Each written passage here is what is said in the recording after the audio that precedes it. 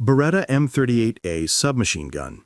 Moschetto Automatico Beretta Modello 1938 emerged from Tullio Marangoni's Beretta lineage that ran from the Velar Corrosa through the Mod 18-1830.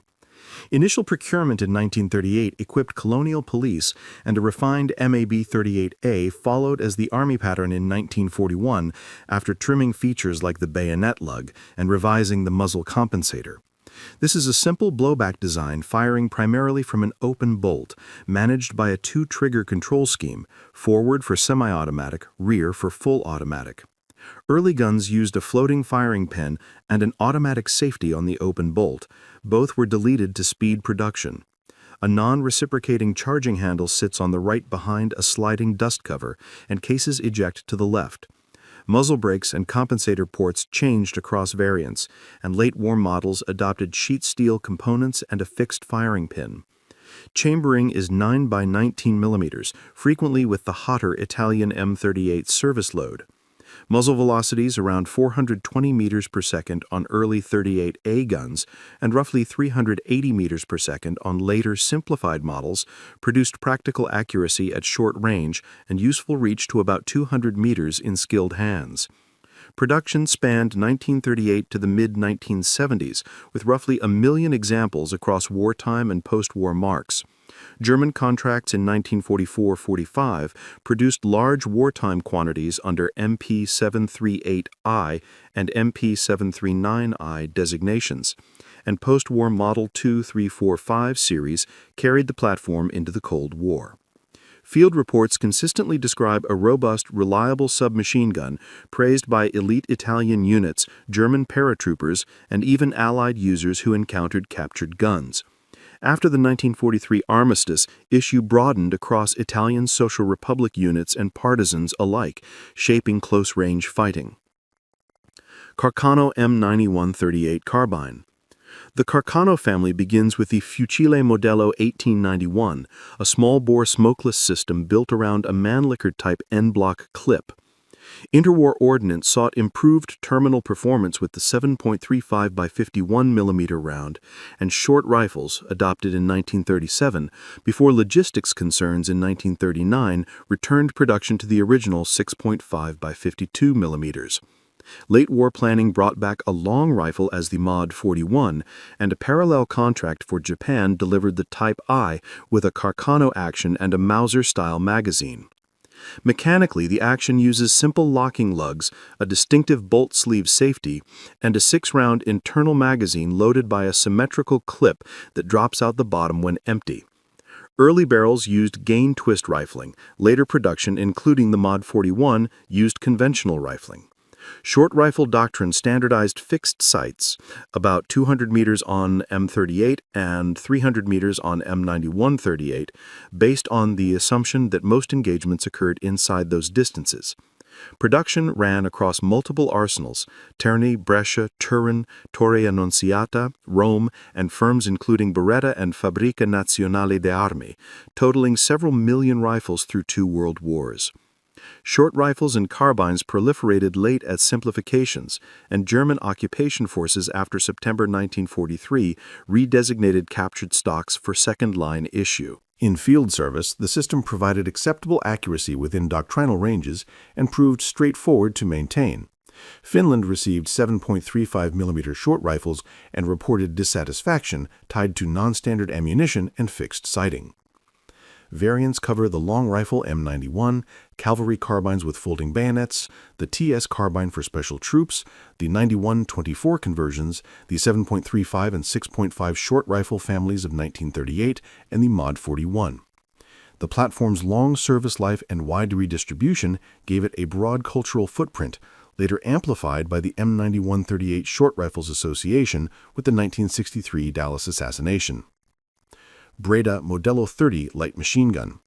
Breda's squad automatic weapon developed from interwar attempts to remedy shortcomings of earlier Italian LMGs. Following the 5C and 29 prototypes, the Fucile Mitragliator Breda Modello 30 entered service in 1930 as the most numerous automatic weapon in infantry sections. Organization evolved to place at least 1 and later 2 per squad to anchor the section's fire. The Modello 30 LMG fires from a closed bolt and uses a fixed right-side hinged 20-round magazine loaded via stripper clips. Breda included an oiler to ease extraction, particularly with the 6.5mm service round. The barrel can be changed, though the moving barrel group means sights shift unless re-established. Chamberings included the 6.5x52mm service cartridge, limited 7.35 conversions, and export runs in 7x57 and 7.92x57.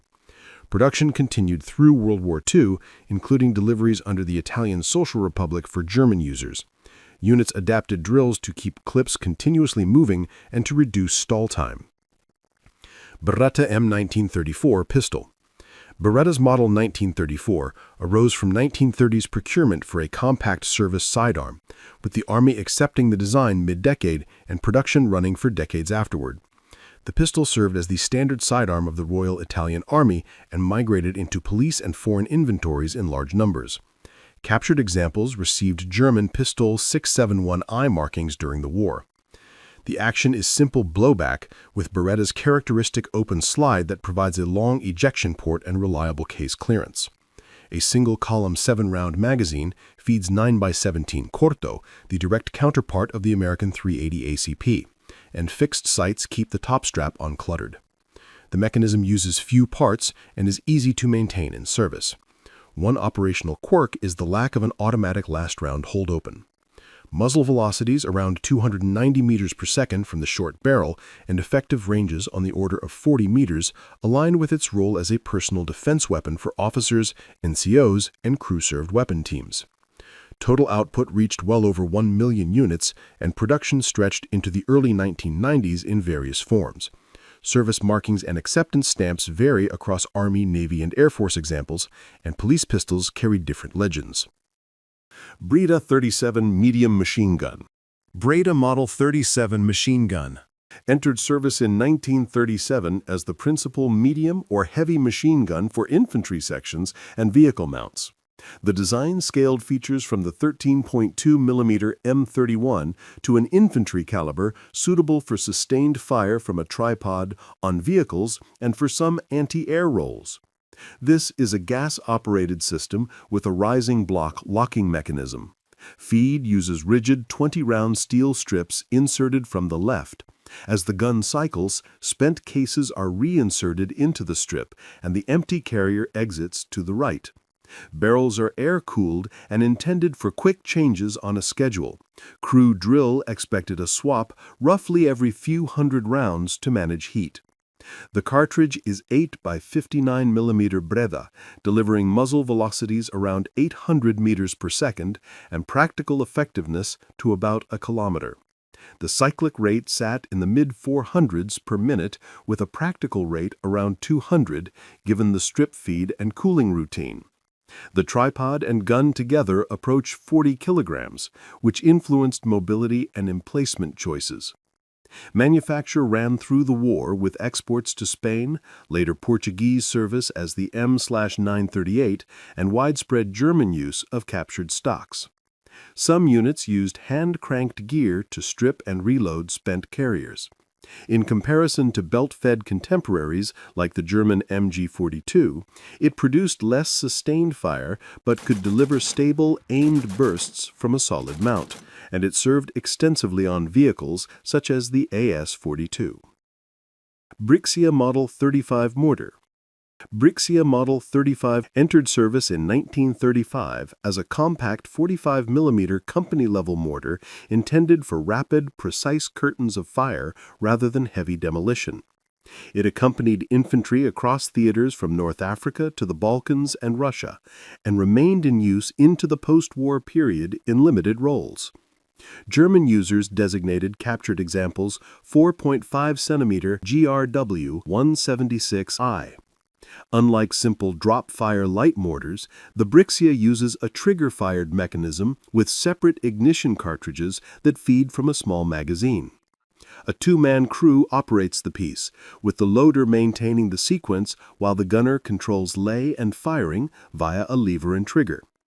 Elevation runs from low angles up to near vertical. Ammunition consists of a small HE round of roughly 45 millimeters diameter and about half a kilogram total mass, propelled to around 83 meters per second for a maximum range in the low hundreds of meters. Well-trained crews could achieve high short-term rates of fire, although doctrine limited sustained cadence to prevent tube wear. The explosive effect is modest and fragmentation limited.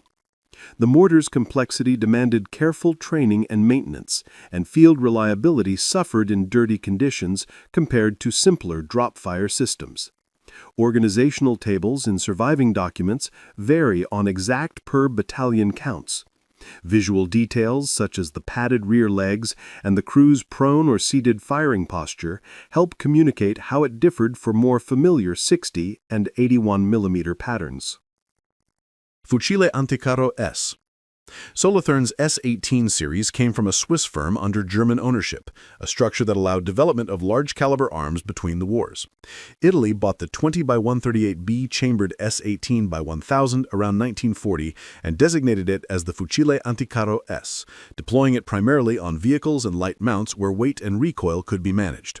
The family also included the earlier S-18x100 in 20x105B and the select-fire S-18x1100. Mechanically, the rifle is recoil-operated, semi-automatic in the 100 and 1000 variants, with a detachable box magazine usually holding 10 rounds. The substantial muzzle brake is not merely a recoil aid. Crews matched brake designs to ammunition class to ensure proper cycling. Receivers and barrels are long and heavy. The 20x138B cartridge, with its belted case, delivers early war penetration and range against lightly armored targets. Practical employment by infantry on foot proved unrealistic for long movements, so units favored mountings on vehicles and tankettes where the piece could serve in an anti-materiel and light anti-armor role. Procurement numbers remained modest across all users. In Italian service, it appears frequently in North African contexts and remained in use with Italian Social Republic forces after the armistice. Beretta M191830. Beretta's shoulder arm grew out of the Villarosa twin-barrel aircraft gun by converting half of that system into a carbine-like firearm at the end of World War I. The Mod 1918 served late in that conflict and in interwar actions. During the 1930s, many were overhauled into the Mod 191830 pattern, redefining the mechanism while retaining the general format for police and military users. The earliest 1918 used a top-loading magazine that relied in part on gravity for feed and functioned as a semi-automatic blowback arm. The 191830 conversion moved to a closed-bolt design with a loose firing pin cocked by a guide rod accessible at the rear of the receiver. Feed shifted to straight-box magazines inserted from beneath, and many conversions kept a folding bayonet from the earlier style. Ammunition history includes 9mm Glicenti per mitragliatici, an enhanced load compared to standard Glicenti pistol ammunition, and some later uses in 9x19mm. The format occupied the space between rifles and true submachine guns, providing faster follow-up shots from a handy package. The lineage anticipates features of later Beretta SMGs, with the twin trigger concept reappearing in the Model 38 family, and the transition from top-to-bottom feed aligning with modern ergonomics. Carcano M91 Truppi Speciali addressed the needs of artillerymen, engineers, naval detachments, and assault troops who required a shorter, handier long arm than the standard rifle. Production of the pattern began in the late 1990s, and by the end of World War I, hundreds of thousands had been built. After the war, Italy cut down large numbers of long rifles into 91-24 carbines. New TS production resumed in 1928 and continued until the 1938 transition toward the Mod 38 TS. Mechanically, the carbine shares the Carcano family action, magazine, and en-bloc clip. Barrel length around 455 millimeters required sight regradation from long rifle scales, and armorers paid close attention to front-end hardware because disassembly and reassembly could disturb zero. The TS nose cap and bayonet interface are distinct. The perpendicular lug with a rear push button differs from fixed underbarrel bayonets and resists recoil-induced disengagement. In service, the shorter length improved handling in crowded gun positions, trenches, and ships. OTO Modello 35 hand grenade. OT's Model 35 formed part of a standardized family of grenades alongside the SRCM and Breda patterns. Service entry in 1935 placed it in soldiers' kit through the Spanish Civil War and World War II. British troops in North Africa referred to red-painted Model 35 grenades as Red Devils, a nickname that attached itself to the family in period accounts. The grenade uses an always-acting percussion fuse that arms in flight. The user withdraws a pull strip with an attached safety element. Aerodynamic force removes the lever, allowing the internal striker to function on impact. Construction uses a two-piece aluminum body secured by a thin wire ring to maintain internal clearances.